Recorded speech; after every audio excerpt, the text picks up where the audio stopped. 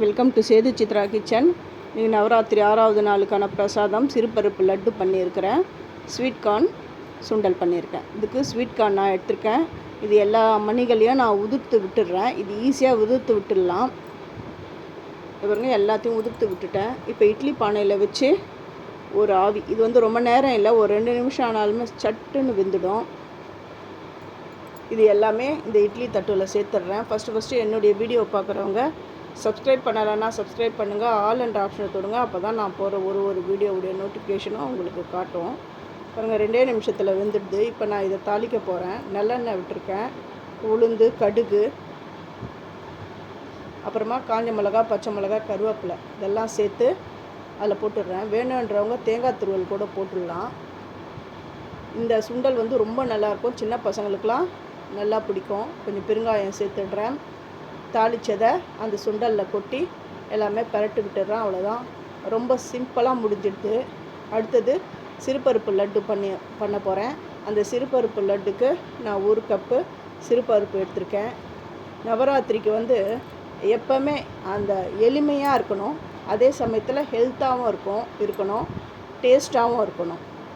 இப்போ வந்து நவராத்திரி டைமில் வந்து நிறைய வேலைகள்லாம் இருக்கும். அதனால் இந்த சிறுபருப்பு வெந்துடுது. இது நடுவில் இது நல்லா ஆறட்டும். ஆறின உடனே தான் பொடி பண்ணணும். நல்லா ஆறிடுது. இப்போ மிக்ஸி ஜாரில் சேர்த்து நான் பொடி பண்ணி கொண்டுட்டு வரேன். அதாவது நவராத்திரிக்கு வந்து நிறைய வேலை இருக்கும். அந்த டைமில் சிம்பிளாக பண்ணுற மாதிரி பாருங்கள், அதே சமயத்தில் ரொம்ப ஹெல்த்தாகவும் டேஸ்ட்டாகவும் இருக்கிற மாதிரி பார்த்துக்கோங்க. இதுக்கு உப்பு வந்து ஒரு சிட்டிகை தான் போட்டிருக்கேன், ரொம்ப போடலை.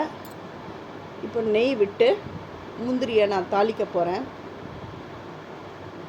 முந்திரியை எடுத்துகிட்டு இன்னும் ஒரு குழிக்கரண்டி நம்ம வந்து நெய் விடணும்.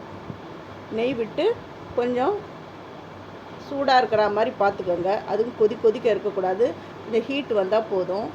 ஏன்னா நம்ம வந்து அந்த சிறுபருப்பை பொடி பண்ணி அதில் விட்டு தான் பிசைஞ்சு லட்டு பிடிக்கணும். இது ஈஸியாக கடன்னு முடிச்சிடும். இந்த மாதிரி எளிமையாக இந்த சுண்டலும் இதுவும் ரொம்ப ஈஸியாக 1/2 ஹவர்லேயே நம்ம செஞ்சு முடிச்சிடலாம்.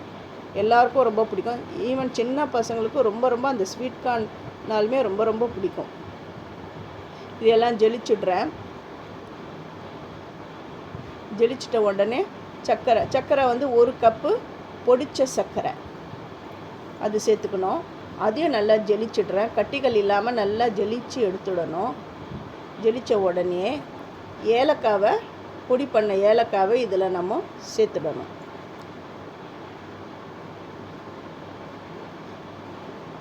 வறுத்து வச்சுருக்கிற முந்திரி இது எல்லாமே ஒன்று சேர்ந்து வரட்டும். இந்த சர்க்கரையும் அந்த சிறுபருப்பு மாவும் எல்லாமே ஒன்று சேர்ந்து வந்துடுது. இப்போ நம்ம காசி வச்சுருக்கோம், அந்த நெய் இப்போ வெதுன்னு இருக்கும். அதை கொஞ்சமாக விட்டு லட்டு பிடிக்கணும். இது ஈஸியாக கடன்னு பிடிச்சிடலாம். இந்த லட்டு எல்லாருக்குமே ரொம்ப பிடிக்கும். நவராத்திரி மட்டும் இல்லாமல் தீபாவளிக்கு கூட இந்த மாதிரி பண்ணலாம் நீங்கள். ஆல்ரெடி நான் வந்து கோதுமை மாவு லட்டு கூட பண்ணியிருக்கேன். ரொம்ப சிம்பிளாக நான் பண்ணியிருக்கேன். ரொம்ப சிம்பிளாக இருந்தாலும் நல்லா ரிச்சு. ரொம்ப நெய்லாம் விட வேணாம், தலை நெய் விட்டு. அது சில பேருக்கு வந்து ஹெல்த் கான்ஷியஸ் பெரியவங்கள்லாம் வீட்டில் இருப்பாங்க.